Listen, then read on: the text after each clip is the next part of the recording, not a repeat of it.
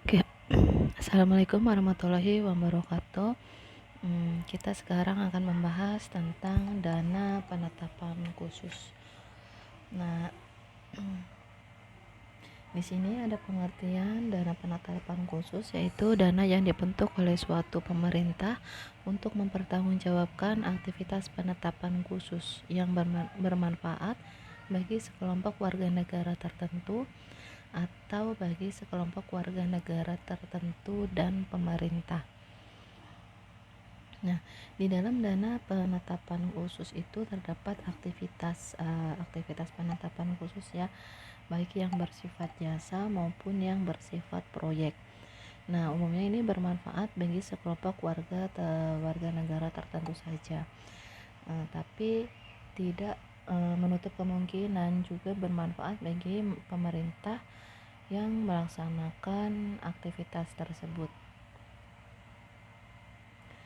Nah, ini ada jenis aktivitas penetapan khusus. Yang pertama itu penetapan jasa khusus, adalah aktivitas khusus jasa operasi yang diberikan yang tidak berkaitan dengan perolehan atau pembangunan fasilitas modal atau aktivitas tetap. Di sini ada jenis-jenis penetapan jasa khusus.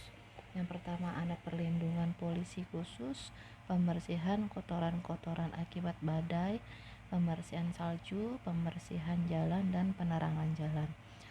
Nah, di dalam penetapan jasa khusus ini biasanya dibelanjai dengan sumber keuangan yang berasal dari pembebanan kepada warga negara atau pemerintah yang menerima manfaat dari aktivitas tersebut dalam bentuk penetapan khusus. Nah, nanti pelaporan penetapan khusus itu dilakukan dalam dana umum, dana pendapatan khusus, dan dana perusahaan sesuai dengan sifat transaksinya.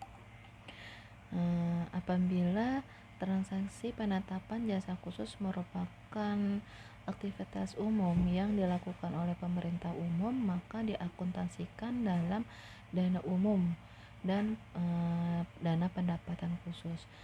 Sedangkan apabila transaksi penetapan jasa khusus itu merupakan aktivitas bisnis pemerintahan, maka diakuntansikan dalam dana perusahaan ya.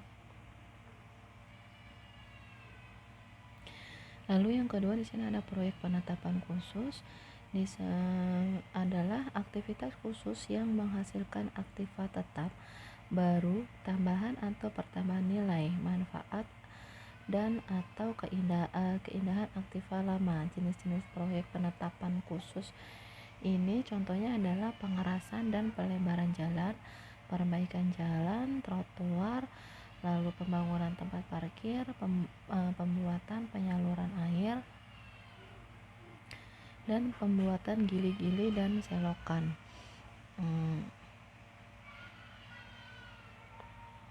Nah, biasanya proyek penetapan khusus itu dapat menghasilkan baik aktiva tetap ya berupa infrastruktur maupun aktivitas tetap yang berkaitan dengan aktivitas bisnis pemerintahan. Lalu sumber keuangan proyek penetapan khusus ini biasanya berasal dari warga negara dan pemerintah yang memperoleh manfaatnya. Pada umumnya penetapan khusus itu dilakukan pemerintah itu bermanfaat bagi semua warga negara atau masyarakat umum. Tapi ada juga penetapan khusus itu yang hanya bermanfaat bagi sekelompok warga negara tertentu atau bermanfaat bagi pemerintah. Nah, seluruh atau sebagian sumber keuangan untuk melaksanakan penetapan khusus itu ditetapkan nanti kepada pemilik properti yang memperoleh manfaatnya atau sebagian berasal dari pemerintah.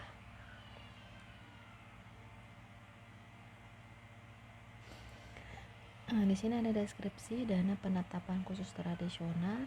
Nah, dikatakan dana penetapan khusus tradisional itu karena pada tahun 1987 GASB dengan pernyataan nomor 6 telah memberikan pembaruan terhadap akuntansi dan pelaporan keuangan untuk penetapan khusus.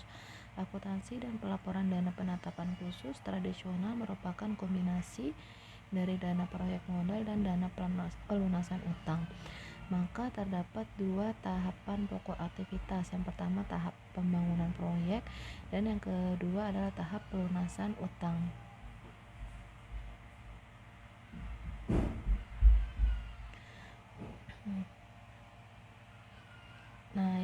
Proses pembangunan ini yang dilaksanakan melalui dana penetapan khusus itu sama seperti aktivitas yang dilaksanakan dalam dana proyek modal. Terus pelunasannya, proses pelunasan utang itu yang dilakukan melalui dana penetapan khusus sama seperti aktivitas yang dilakukan di dana pelunasan utang. Makanya untuk mengetahui lingkungan dana penetapan khusus, maka kita nanti akan membahas dulu yang namanya otoritas dan pembangunan, lalu ada distrik penetapan khusus, pembentukan dana penetapan khusus, dan tahapan aktivitas dana penetapan khusus. Nah, di sini ada distrik penetapan khusus adalah daerah di mana suatu unit pemerintah bertanggung jawab melaksanakan aktivitas penetapan khusus untuk warga negara yang ada di daerah tersebut. Nah, warga negara yang mengajukan pelaksanaan penetapan khusus harus mengikuti peraturan yang ditetapkan oleh distrik penetapan khusus di mana aktivitas penetapan khusus akan dilaksanakan.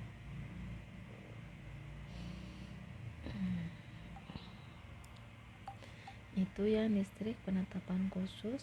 Lalu selanjutnya ada pembentukan dana penetapan khusus.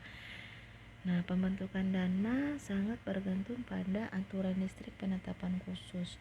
Jadi apabila suatu distrik penetapan khusus memutuskan untuk melaksanakan penetapan proyek penetapan khusus, maka dapat dibentuk dana penetapan khusus. Tapi sebaliknya, walaupun ada aktivitas penetapan khusus, apabila distrik penetapan khusus memutuskan tidak perlu membentuk dana penetapan khusus, maka tidak akan dibentuk dana penetapan khusus. Jadi di sini penggunaan dana penetapan khusus itu bukanlah suatu keharusan dalam suatu distrik tertentu ya. Jadi aktivitas penetapan khusus baik jasa maupun proyek penetapan khusus dapat dibelanjai dan dipertanggungjawabkan melalui dana-dana lain dan kelompok akun. Misalnya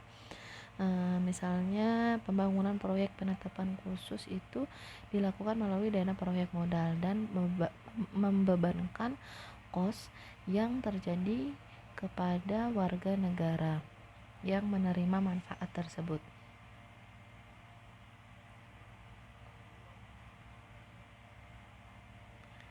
Nah, di sini ada tahapan aktivitas dana penetapan khusus.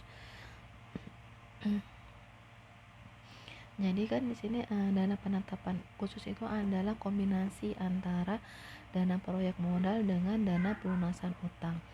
Nah, pelaksanaan proyek penetapan khusus itu melalui proses order atau kontrak pembangunan seperti aktivitas dalam dana proyek modal. Lalu pengumpulan penetapan khusus dari warga negara serta pembayaran pokok dan bunga utang penetapan khusus itu dilakukan seperti dana pelunasan hutang. Nah, ini ada tahapan aktivitas penetapan khusus ya, dibagi menjadi dua tahapan. Aktivitas pokok yang pertama tahap pembangunan proyek, ada otorisasi proyek, lalu penerimaan hasil emisi utang dan pembangunan proyek. Lalu tahap pelunasan utang ada penentuan dana pembebanan, penetapan khusus, pengumpulan angsuran dan penetapan, lalu pelunasan pokok dan bunga utang, lalu penutupan dana. Aktivitas pembangunan proyek ini yang dipertanggungjawabkan dalam penetapan khusus sama seperti aktivitas yang dilakukan di dalam dana proyek modal.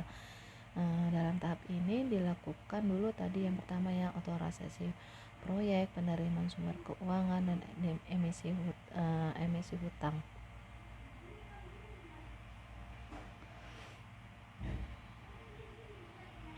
Lalu di sini ada keunikan dana penetapan khusus tradisional. Nah, dana penetapan khusus ini memiliki keunikan yang tidak dapat ditemukan dalam dana lain. Yang pertama, itu dana penetapan khusus merupakan kombinasi dari dana proyek modal dan dana pelunasan utang. Jadi karena itu dana ini memiliki dua orientasi, yaitu orientasi kepada pembangunan proyek dan orientasi kepada pelunasan hutang. Lalu yang kedua, dana umum termasuk dana pemerintah. Karenanya dana ini menggunakan dasar akrual modifikasian dan akun belanja. Lalu yang selanjutnya adalah aktiva tetap diperoleh dicatat dalam kelompok akun aktiva tetap umum, kecuali untuk proyek penetapan khusus yang berkaitan dengan aktivitas bisnis pemerintah. Jadi jika ada utang penetapan khusus baik jangka panjang maupun jangka pendek, itu nanti dianggap sebagai utang dana, sehingga utang tersebut harus dilaporkan dalam neraca. Nah, kondisi ini mengakibatkan terjadinya defisit dalam neraca yang disebut nanti dengan artificial deficit. Nah, jadi apa sih artificial deficit itu? Di sini jelaskan bahwa artificial deficit adalah saldo dana dalam neraca yang terletak di debit yang sebenarnya tidak menggambarkan bahwa dana tersebut benar-benar defisit atau kesulitan keuangan. Nah, artificial deficit yang tampak dalam neraca dana penetapan khusus tradisional itu disebabkan oleh 3 aspek. Yang pertama itu karena utang jangka panjang, ya. Jadi utang jangka panjang yang dikeluarkan dana penetapan khusus adalah utang dana, sehingga dicatat dalam buku dana tersebut bukan sebagai hasil penjualan obligasi atau sumber keuangan lain seperti dalam dana proyek modal. Lalu yang kedua ada belanja. Nah, utang jangka panjang penetapan khusus adalah utang dana, tetapi aktiva tetap yang dihasilkan oleh proyek penetapan khusus bukan aktiva dana.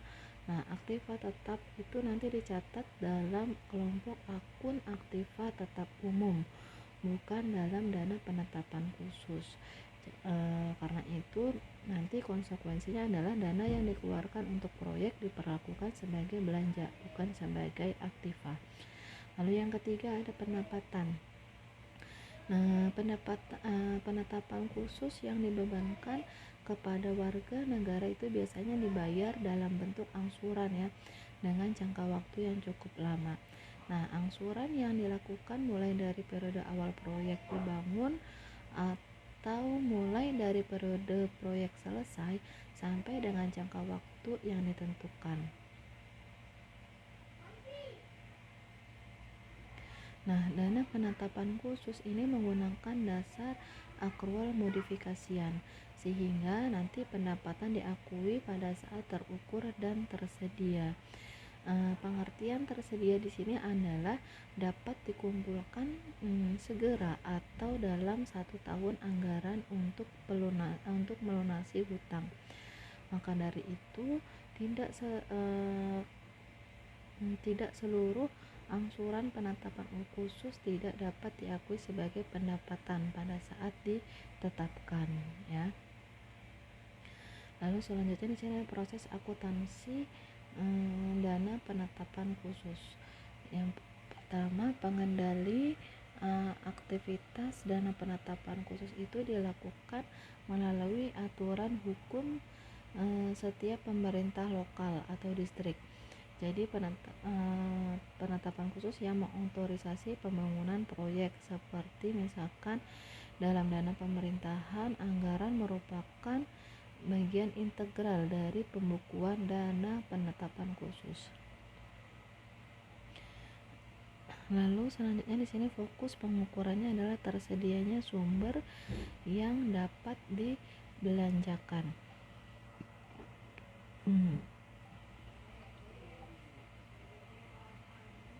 Lalu yang selanjutnya ini basis akuntansinya adalah basis akrual modifikasian. Lalu aktiva dan utang jangka panjang tidak dilaporkan dalam laporan keuangan. Nah, di sini kan tadi fokus pengukurannya adalah tersedianya sumber yang dapat dibelanjakan. Maka dengan demikian sistem akuntansi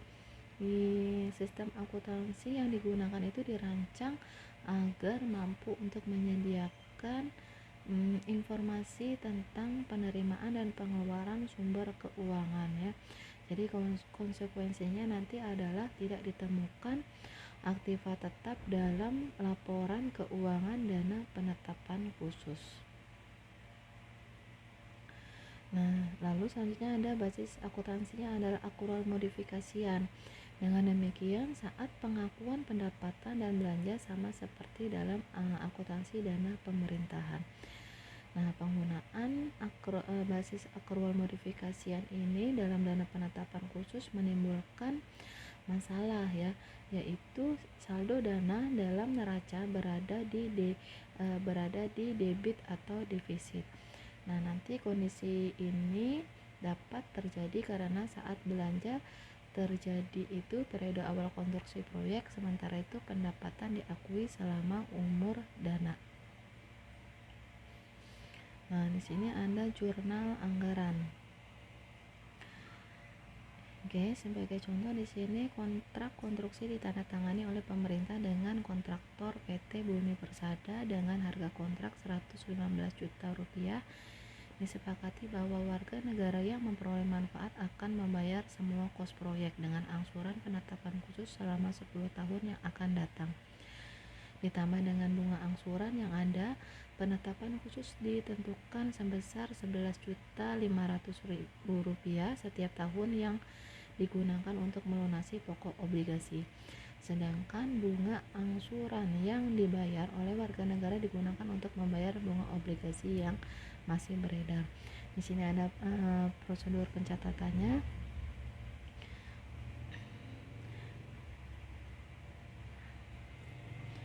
Lalu selanjutnya di sini ada sebagai ilustrasi, misalnya kontrak konstruksi ditandatangani antara pemerintah dengan kontraktor PT Bumi Persada dengan harga kontrak 115 ya.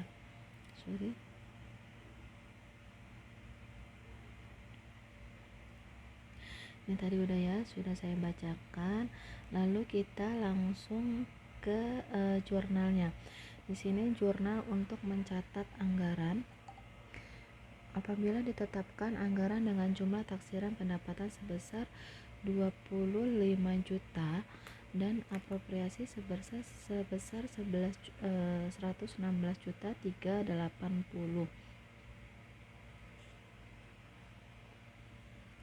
maka jurnalnya adalah jurnal untuk mencatat anggaran adalah taksiran pendapatan 25.760, lalu saldo dana tidak dicadangkan 90.620 di debit, lalu apropriasi sebesar 116.380.000 rupiah. Ini untuk mencatat anggaran. Maaf ya, di sini ada kesalahan pengetikan. Ini ilustrasinya tadi yang sebenarnya adalah apabila ditetapkan anggaran dengan jumlah taksiran pendapatan sebesar 25.760, tertulis 25 juta saja ya.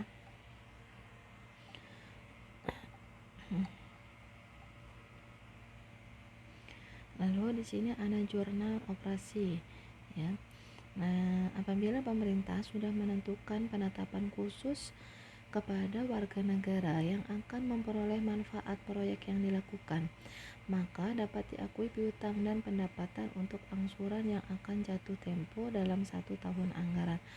Sini prosedur pencatatannya, akun piutang penetapan khusus kini didebit, lalu pendapatan penetapan khusus dikredit sebesar piutang yang akan jatuh tempo.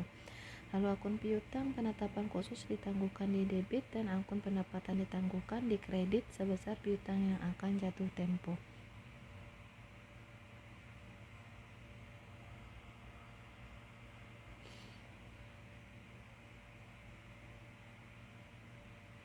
Nah, ini berdasarkan informasi di atas, jurnal untuk mencatat penetapan khususnya adalah jurnal untuk mencatat penetapan khusus yaitu yang di debit piutang penetapan khusus kini 11.500.000, di debit piutang penetapan khusus ditangguhkan 103.500.000 rupiah. Lalu yang di kreditnya adalah pendapatan penetapan khusus sebesar 11.500.000, lalu pendapatan ditangguhkan sebesar 103.500.000 rupiah. Nah, pada saat kontrak ditandatangani dengan PT Total Persada, dibuat jurnal untuk mengakui adanya encumbrance, ya. Jurnal yang dibuat untuk mencatat kontrak dengan Total Persada sebesar 115 juta adalah sebagai berikut. Encumbrance pada cadangan encumbrance sebesar 115 juta rupiah.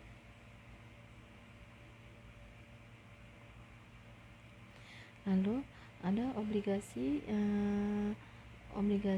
dikeluarkan untuk memperoleh kas dalam rangka pembelanjaan pembangunan proyek. Harga jual obligasi yang dikeluarkan sama dengan nilai nominal yaitu 115 juta. Jurnalnya adalah untuk mencatat pengeluaran obligasi yaitu kas pada utang obligasi penetapan khusus sebesar 115 juta rupiah.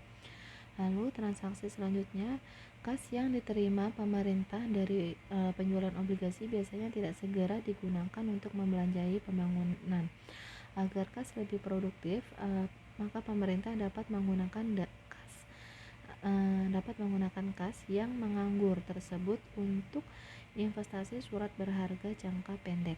Apabila pemerintah membeli surat berharga sebesar 115 juta rupiah, jurnalnya adalah yang ini jurnal untuk mencatat pembelian investasi, yaitu investasi pada kas sebesar 115 juta rupiah.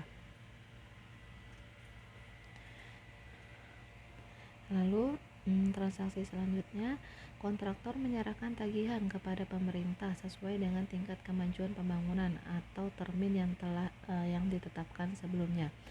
Sebelumnya membayar tagihan yang diterima, biasanya surat berharga yang dimiliki dijual terlebih dahulu. Misalnya, kontraktor menyerahkan tagihan setengah dari total cost proyek yaitu 57.500.000 rupiah. Untuk itu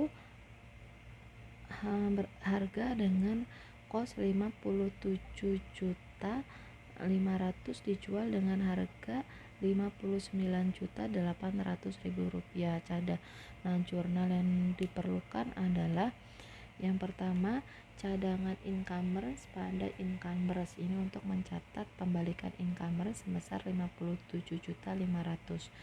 Lalu kedua, jurnal untuk mencatat belanja kos konstruksi pada utang kontrak konstruksi sebesar 57.500.000. Lalu jurnal yang ketiga adalah jurnal untuk mencatat penjualan investasi. Jurnalnya adalah kas di debit 59.800.000, lalu kreditnya investasi 57.500 dan pendapatan investasi 2.300.000. Lalu selanjutnya jurnal untuk mencatat pembayaran hutang. Yang di debit adalah utang kontrak konstruksi 57.500.000, kreditnya persentase sisaan atas kontrak konstruksi 5.750.000 dan kas 51.750.000. Lalu transaksi selanjutnya, Nanti dikumpulkan penetapan khusus sebesar 11.500.000 dari warga negara yang menikmati manfaat proyek, ditambah dengan bunga sebesar 1.380.000 dengan uang yang diterima. Pemerintah melakukan pembayaran pokok dan bunga utang obligasi masing-masing 115 juta dan 1.380.000. Transaksi tersebut dicatat sebagai berikut. Yang pertama, jurnal untuk mencatat pengumpulan piutang, yaitu kas didebit 12.880. Yang dikredit adalah piutang penetapan khusus sebesar 11.500.000 dan pendapatan bunga penetapan khusus 1.380.000. Lalu jurnal selanjutnya adalah untuk mencatat pembayaran utang, yaitu yang didebit utang obligasi penetapan khusus 11.500.000, belanja bunga 1.380.000. Yang dikredit adalah kas sebesar 12.880.000.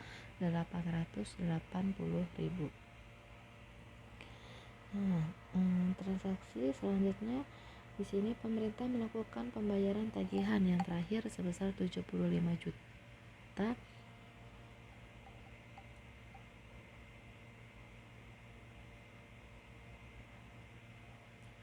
Maaf ya, di sini ada kesalahan ketik.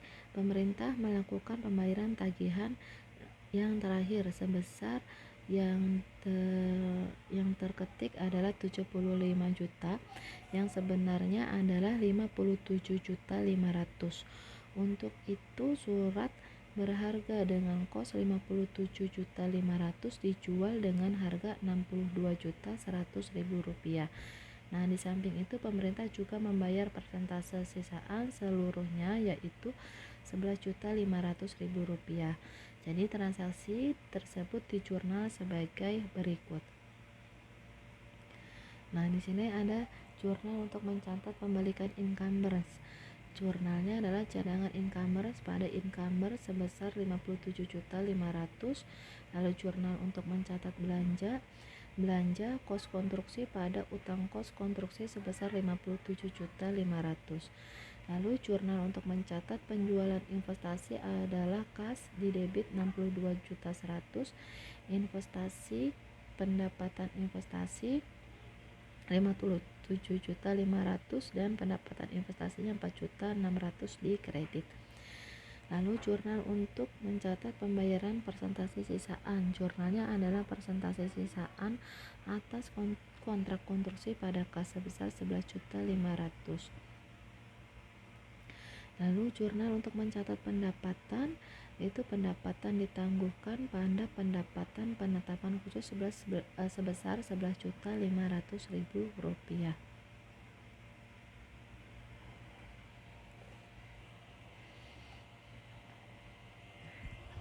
Lalu yang selanjutnya, apabila semua akun yang telah dicatat sebelumnya itu nanti dikumpulkan, maka dapat disusun neraca saldo. Ini adalah neraca saldo penetapan khusus ya. Di sini ada kas 6.900.000, piutang penetapan khusus kini 11.500.000, piutang penetapan khusus ditangguhkan 92 juta dan selanjutnya.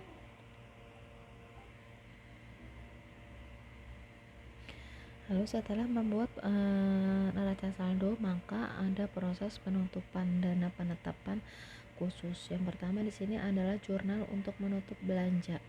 Jurnalnya adalah apropriasi di debit sebesar 116.380.000.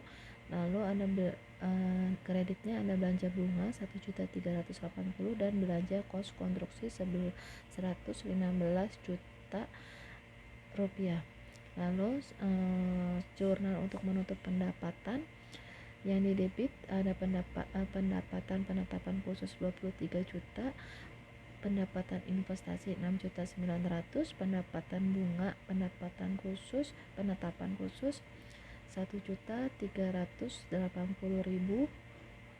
Lalu yang dikredit taksiran pendapatan 25.760.000, saldo dana tidak dicadangkan dikredit 5.520.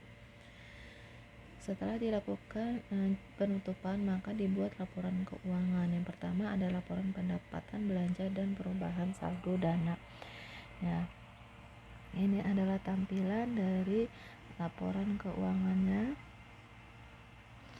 Lalu dibuat neraca.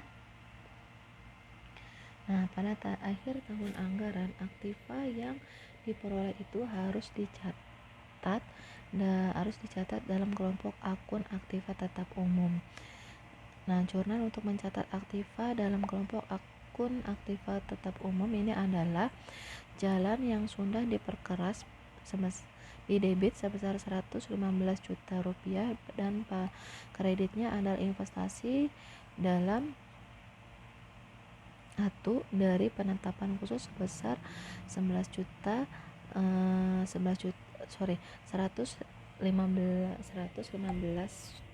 juta rupiah. Oke, sekian ya penjelasan untuk dana penetapan khusus hari ini. Saya ucapkan terima kasih. Wassalamualaikum warahmatullahi wabarakatuh.